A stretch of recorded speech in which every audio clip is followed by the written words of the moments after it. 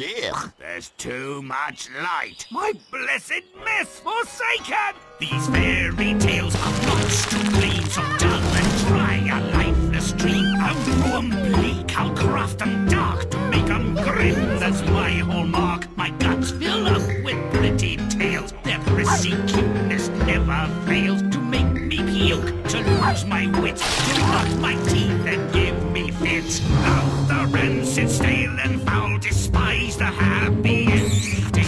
Gross and nasty make me howl, though they may be offending. I'm here to build true tales of light, of fear and woe, bring back the light. I ain't dumb luck, a door up tuck, my humble goal is to run the clock.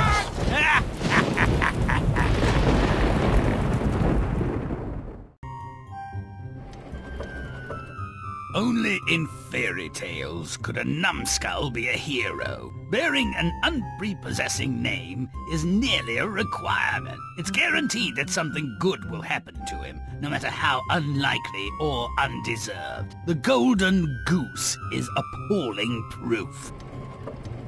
Father sends his 3 sons to chop wood, perhaps believing that idle hands do the devil's work. Take provisions, children. God forbid you should suffer a moment's hunger or thirst. Smarty Pants should have a pancake, Mother, with a flask of good wine. Let Best Boy have the same. Dimwit can take that crust of mouldy bread and a bottle of sour beer. As soon as they enter the woods, the would-be lumberjacks encounter a peculiar old man. Please, sir, offer me a piece of your pancake and a drink from your flask. I'm hungry and parched. I think not, old one. If I shared with you, I'd have less for myself. You young gentleman, might I have a morsel of your cake and a sip of your wine? I'm starving. Oh no, old one. If I shared with you, I couldn't share with someone worthier. Then you, boy, will you share your food and drink with me? Gladly, sir. Though you may be accustomed to better, half of what I have is yours. Bad character bears bad luck. You have a good heart. If you cut down that old tree, you'll find something good at the roots. Something good? Maybe. There's a goose with feathers of pure gold sitting in the roots. Dimwit gathers it up and walks to the nearest town. Curious girls whose greed conquers their discretion try to steal some golden feathers. The moment they touch anything that has touched the goose, they're held fast and dragged behind Dimwit like a lumpy tail. Keep away, for goodness sake, keep away! This is not like glittering precious gold. It's more like horse glue. Stay back! Save the advice, you selfish churl. Why should you have all that gold? I want my share. And she gets her share of deserved ridicule. But there's more fun to come. A nosy parson's sense of decency is outraged by the bizarre procession. For shame, you good-for-nothing hussies. Why are you running after this young man? Come away. Aye, your reverence, don't forget we have a christening today. What a fiasco! But hilarious! Everyone who witnesses these fools tripping behind Dimwit and cursing their own stupidity is in stitches. Gotta love that. And the king's daughter does. Father, that man made me laugh. I want to marry him. Him? He's several stops below your station. If you want me to be happy, arrange it. All right, but he must prove himself worthy. Boy, come close if you want to be my heir. The king's not happy that his only daughter has fallen for a dolt with a retinue of morons. After a moment's thought, he sets 3 tasks. First, find a man who can drink an entire cellar full of wine. Then, find a man who can eat a mountain of bread. Finally, bring me a ship that can sail on land and water. Shouldn't be too difficult. Happy to try, your majesty. I'm off to find a thirsty man. He doesn't know where to find a world-class boozer, so he returns to the forest where he found the goose. There, he meets a man who says his thirst can't be quenched. Imagine that. And takes him back to the castle. Water makes me sick, you see. Dirty stuff. Fish frolic in it. Only wine, lots of it, can slake my thirst. Luckily, I learned to dog paddle. Happy I can help you out. Not as happy as I am. Confident that the wine will be imbibed, Dimwit sets off to find the consumer of a mountain of bread. Naturally, he returns to the spot of his previous success, and once again, like a royal mountie on a roll, he gets his man. Mount Bread's a fine place for hungry fellas. Indeed. The hills and the valleys of bread I've consumed might as well be a cocktail, Winnie. If I'm not to die of hunger, I must eat more. Mind the dogs. Who knows what they've eaten? Might cause indigestion. I've a very strong stomach. All gluttons must. Now, finally, the ship that sails on sea and land must be secured, and Dimwit returns to the well. And the little old man with whom he shared his food provides the unique ship. Here comes a wedding. You passed all the tests. Welcome to the family, I guess. My pleasure, Your Majesty. Though not as much fun as I'll have tonight. War. We'll see about that. Hard to be funnier than a sticky goose. The inevitable wedding causes inevitable illness. After the king's death, which couldn't come too soon in my view, Dimwit inherited the kingdom and lived contentedly with his wife. Oh boy. Made for each other, I'd say. Over the top, isn't it? Dimwit's generosity might be commended, but not so handsomely rewarded. The king's tests are seriously odd and dopey. Does the princess really want him for a laugh? Where's the goose, by the way? And shouldn't he change his name? Think of his children. Oh no, I wouldn't stomach it. I'd play on. Won't you?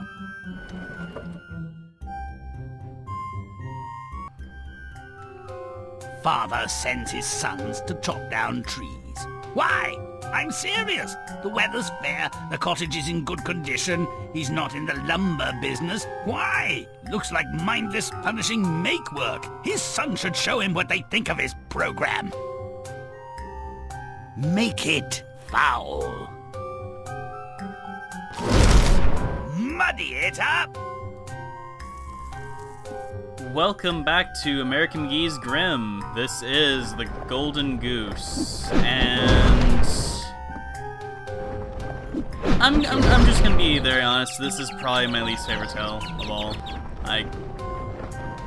So we'll just I might try hastening this up, so there might not be, you know, perfect darkness as I try to do in this case, but I'll try to do what I can. But I don't guarantee like this will be absolutely complete, but either way, the beginning of our tale starts as such, with three brothers being sent off to the woods by their father to gather lumber. But, well, with no real apparent rhyme or reason, might as well fix that if we can. Also, chickens are annoying when it comes to tree-possessing cleaners. Also, it does seem like things take longer to possess. He's coming! Filthy man is back.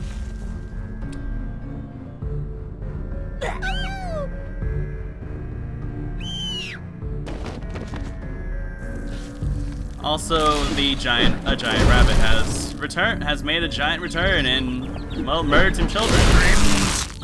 Because that makes sense. And also, the plant life is starting to look a little better, at least. And yes, the whole point of that rabbit getting murdered was for a secret. What do I spy with my piggy eyes? And you found a secret, Grimm. That is what you spied with your eyes. Also, yeah, just that's the most I'm just gonna say about this. Stomp it! This just really isn't like my favorite tale, so there's not a whole lot I can say about it. Don't delay, but stomp away! So, yeah, I'll just try to get through these as painlessly as I can, and just try to do what I can to quicken up the pace. That will probably change very quickly in some of the later story parts of this tale just for, well, you'll see very quickly.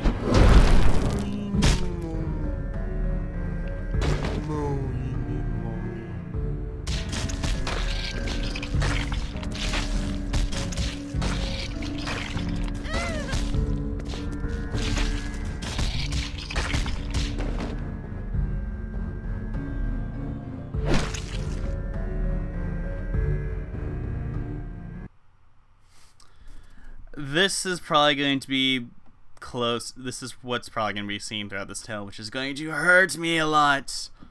But with that, let's continue onwards. When the selfish older brothers deny a request to share their food and drink, did an uh-oh go off in your heads? Danger! Danger! Always a terrible idea to thwart a dwarf's desire.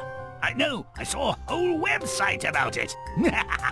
Dimwit, despite his name, does not make this error. He wisely shares his meal and drink and receives mysterious instructions in return. Make it gross! Let's muck it up! So yes, now we have our brothers going off into the woods to do so, in which they require a peculiar old man who asks simply but just some for some food, just a bit of the food, nothing more. The two brothers say no, but the youngest, known as Dimwit, I'm not sure if that's actually his name or just what Grimm has called him, but I will just refer to him as Dimwit because, well, rightfully so, he is exactly as said. An utter twit. Somehow, Dimwit is basically the only one who does not get this. Excuse me! Butt stomp it! Annoying little wankers. Jesus. Squirrels are annoying, and cleaners and stuff in general. Thankfully, this guy has no real means to getting away, which is good. Now you're probably looking at that and saying, how on the ever-living hell does one get that secret? That involves getting a board to ram into a platform to get up. Huh. Oh, that's right, you have to get your darkness up a bit more to...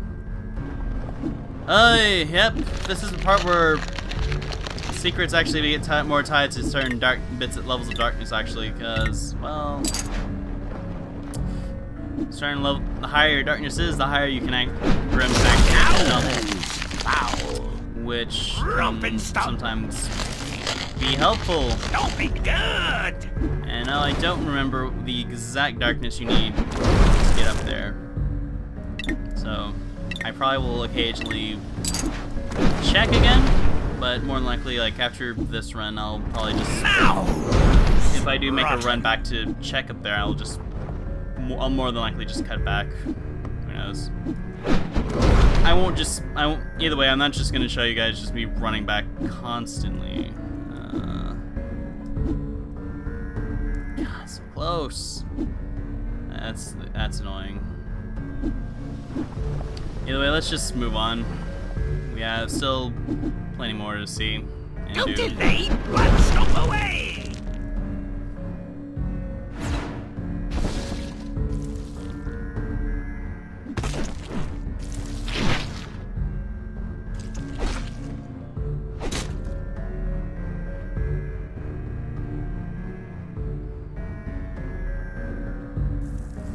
And yes, Dimwit thanks the old man in this case by just flat out murdering his face.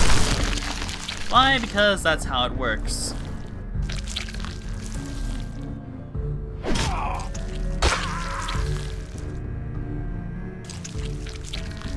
And yes, for the greed of those two brothers, they basically get a little punishment by the form of accidentally slashing themselves in the face with their, or in the leg with their own axe. Kind of humorous, actually, to be fair. It's like the kind of stuff that goits get, or just other twits in general.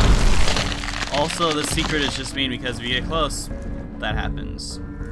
So if you want that, you have to go sort of a long way around to get it. Or yeah, or not really a long way. You just have to kind of go around.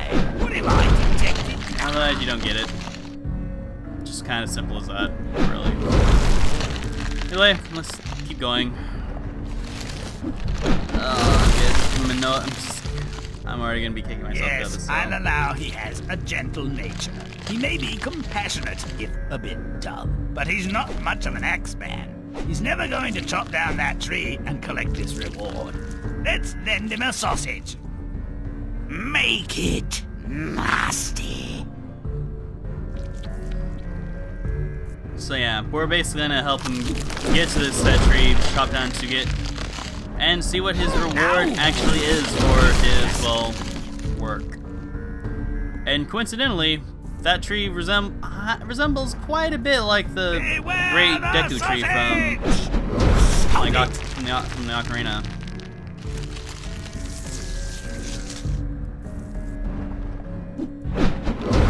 And basically, as this tree gets a bit more wounded, well,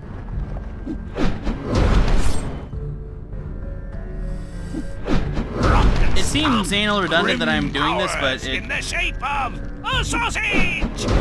There's a point to it, really. Romping, stomping, Just to make sure I get the max I can get.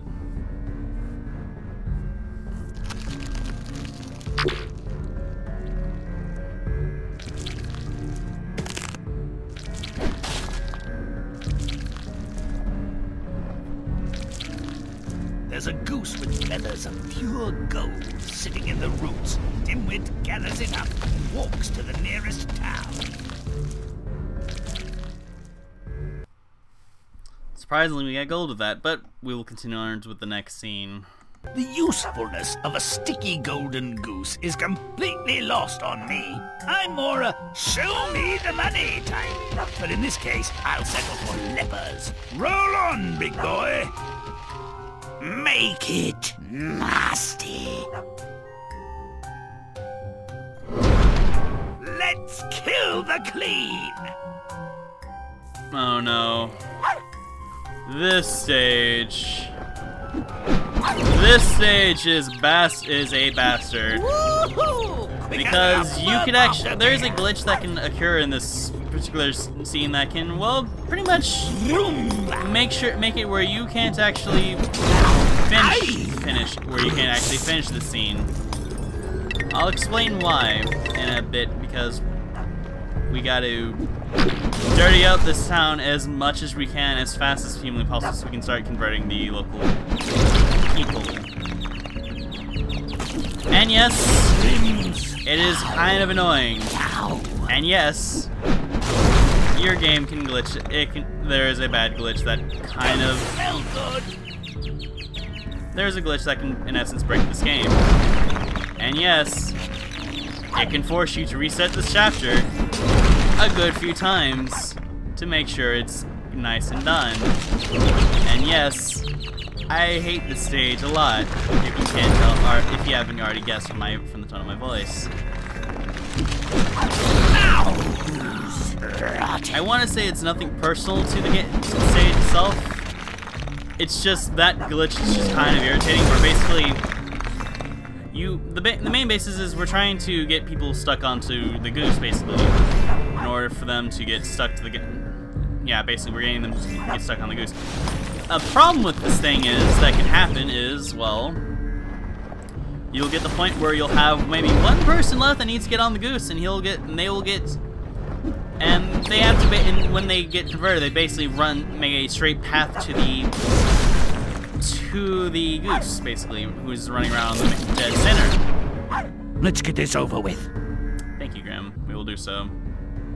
Now, an issue you can have here is, well, sometimes they'll just get stuck here, and we'll just keep trying to run after him and just never make it there. That has happened to me on the last guy, and I got really annoyed by that too, of all things. So if you're able to, Get people congregated here in the middle and just get them attached as soon as humanly possible. Ow! Disgusting. It just makes life easier for you in the end.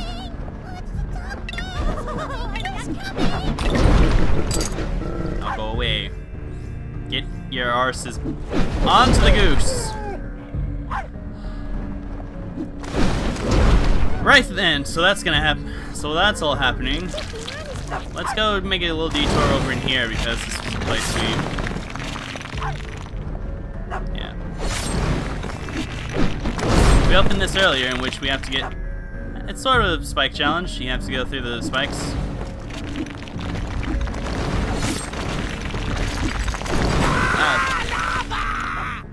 And I fell for the trick in which, well, secret is your reward.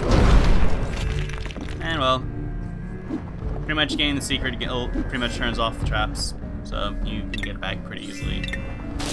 Alright, I hear ya. It's also a good way of getting back your darkness and not having to... Getting some permanent darkness at least so you don't lose it back. Oh no, the filthy man is back. And yes, I am going in a very slow, methodical route to make sure my entire circumference is, like, the entire perimeter is taken care of before I go to the center. Get any stragglers. Probably should just do this now. Like I said, this stage is kind of has its own issues.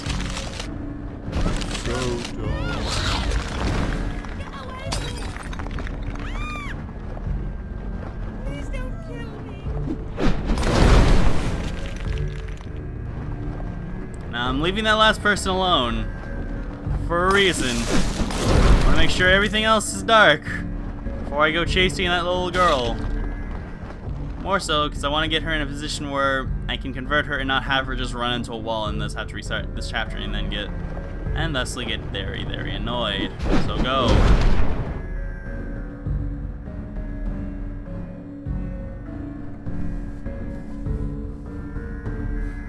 Thank you.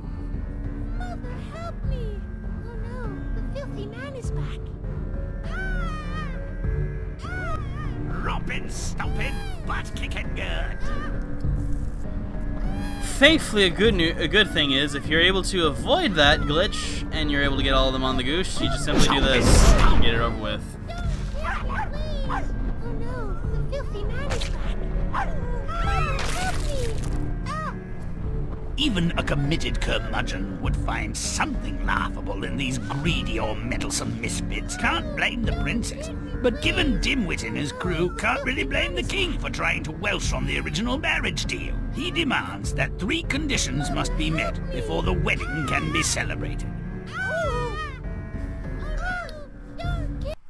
And with that, I'm gonna call it for a video now, so next time we will continue on with the golden goose and the 3 tasks.